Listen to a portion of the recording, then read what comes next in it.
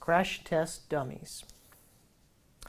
In the quest to create safer cars, researchers have subjected high-tech dummies to everything from head-on collisions to nasty side swipes. Most crash dummies are made from aluminum and vinyl. The typical dummy head weighs about 10 pounds. It is important to remember, in a typical car crash, because of the force of the accident, body parts may weigh 20 times more than normal. So a crash dummy head would weigh about 200 pounds at the time of the accident. In many cases, when dummies are involved in crashes, body parts are mangled and destroyed. This is why car manufacturers, like General Motors, stock up on extra dummy heads, spare arms, torsos, legs, and feet. In fact, some car companies have dummy hospitals where dummies go after a hard day of work to get fixed up. Dummies come in all shapes and sizes. You should note that the average 50% male dummy is 5 feet 8 inches tall and weighs 170 pounds. A typical female is about 5 feet tall and 110 pounds. They also make children dummies that match kids' ages of 6 months, 1, 3, and 6 years old. It is important to remember that each dummy has sensors, called transducers, that detect the amount of impact on the human body. Dummies are just like us. Their proportions exact. Their transducers are just like our nerves. They are often called injury measuring devices. Even though they are just machines, they look so much like us that it is upsetting to see them take our hits. They repeatedly crash dummies into walls to show what happened to us. General Motors engineers say that 30% of their crashes are to make sure that new cars meet federal safety regulations. The rest are to work the bugs out of prototype cars or prototype equipment. The purpose of saving lives can be costly. You should write this down. Each dummy costs nearly $100,000. Every year, General Motors performs about 500 car crashes on purpose. Other automobiles demolish their cars too, and some even use crash sleds to help researchers understand how cars can be made even safer. A new type of dummy has recently been developed called SID. An important fact about SID is that SID stands for Side Impact Dummy. SID is a specialist for examining sideways car crashes and car accidents. SID sensors measure the forces of a side crash on the human body. Not only do manufacturers use cars, but they also use these powerful sleds to see the impact of car accidents. They often use a sled called HYGE. HYGE stands for Hydraulic Controlled Gas Energized, which describes how the sled operates. A hydraulic ram shoots out from a 100-ton concrete block to give the sled a 3,000 pounds per square inch punch. In response, the sled accelerates down the 120-foot long rails and it rockets from 0 to 30 miles per hour in 1/600th of a second, about the blink of an eye. On a typical day, the car manufacturer is testing a new airbag for front and side crashes. As SID sits there awaiting its test, he's bathed in high-intensity light for the benefit of high-speed video cameras on the sidelines and the sled's 2 onboard movie cameras. SID actually looks like a screen actor on a set.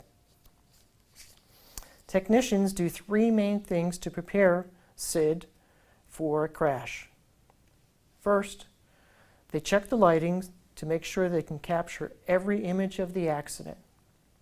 2, they apply red chalk makeup to SID's body.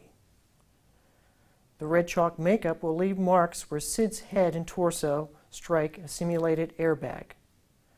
And 3, technicians use red laser beams to position the dummy. It must sit exactly in the same position, test after test. In one recent test, the sled is rigged with a car door and window. Nylon sacks represent the experimental airbag.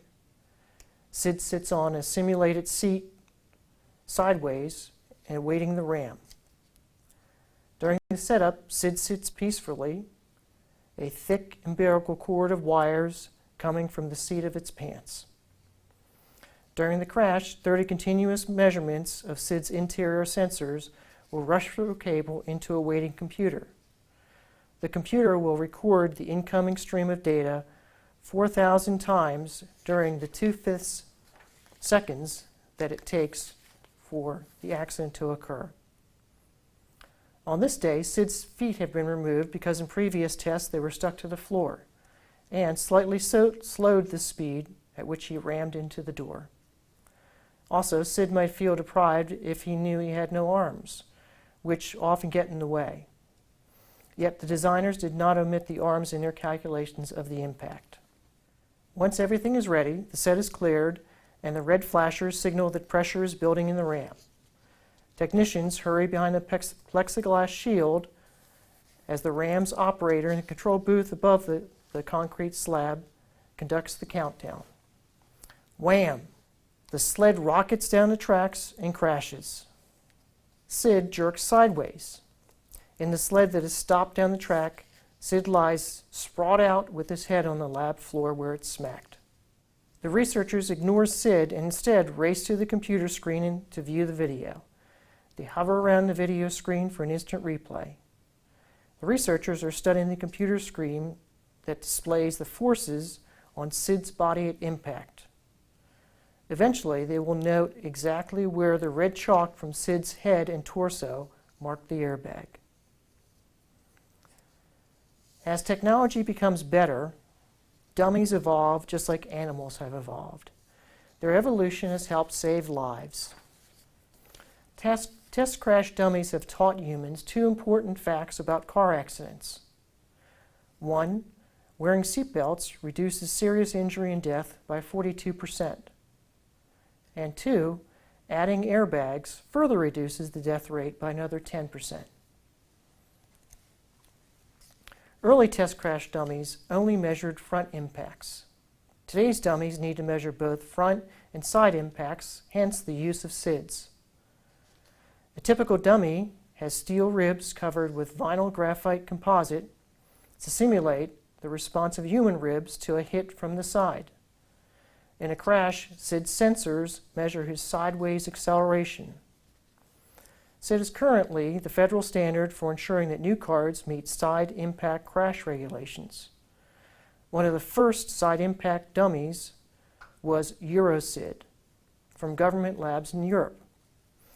But U.S. automakers said that EuroSID's chest was too rigid.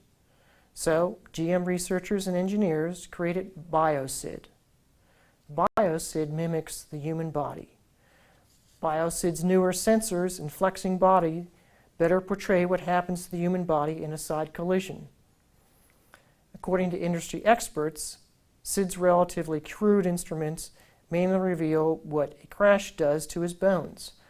BioSID, on the other hand, can give a better reading on the overall risk of internal organ injuries.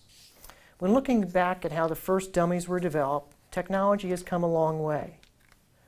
You should know that the first modern instrumented dummies came along just after World War II as test pilot stand-ins. Often, these first test dummies had names like Parachute Man. That was in the late 1940s when jet fighters first appeared. Crash test dummies were needed to test ejection seats, but the early dummy designers had no knowledge of how to build a human replica. So early ejection seat dummies were basically steel barrels with limbs and heads. It was the auto industry, starting in the 1950s, that evolved and better designed how dummies were made. With the enactment of the National Highway Traffic Safety Act of 1966, dummy evolution took off.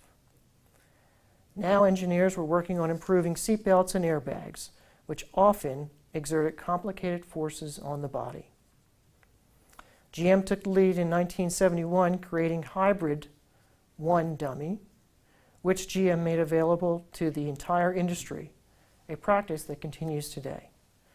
By 1976, researchers had produced a sophisticated Hybrid 3, which will be the federal standard after September 1st, 1997.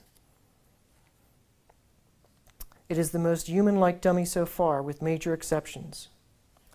Hybrid 3 is a highly sensitive machine. Sensors in its neck move just like ours. In its steel graphite ribs, they deflect injuries just like ours. And on down to its lower legs, which measure everything from the impact on the pelvis to knee shear and impact on the tibia. All of the data from these sensors is instantly sent to computers in the lab. Something else you should record in your note. Safety engineers are now studying submarining. Submarining happens when you wear your lap belt too high and you slide under it at impact, possibly injuring your abdomen. To work out anti-submarining seatbelt designs, engineers gave Hybrid 3 a styrofoam abdomen insert that crushes and tells them the potential injuries to a human. Hybrid 3 is still evolving. For one thing, seatbelts and airbags have reduced fatalities and upper body injuries, with serious head injuries down substantially. So researchers are now looking at other dangers, like leg injuries. They're designing knee restraints, and these changes require more leg instruments and test crash dummies. Examining the damage to the human body has also advanced. In the early days, scientists used cadavers to see the impact of crashes.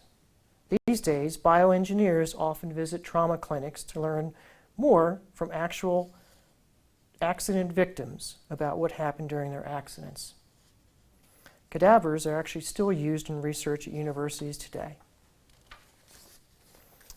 One question that is often asked is, how do you make actual dummies? Well, at one technology plant in Michigan, a small workforce makes most of the world's crash test dummies, about 300 a year. They make them from steel, aluminum, and plastic goo. They x-ray the body parts to check the shape and density of the aluminum bones to make sure they don't break prematurely in a crash.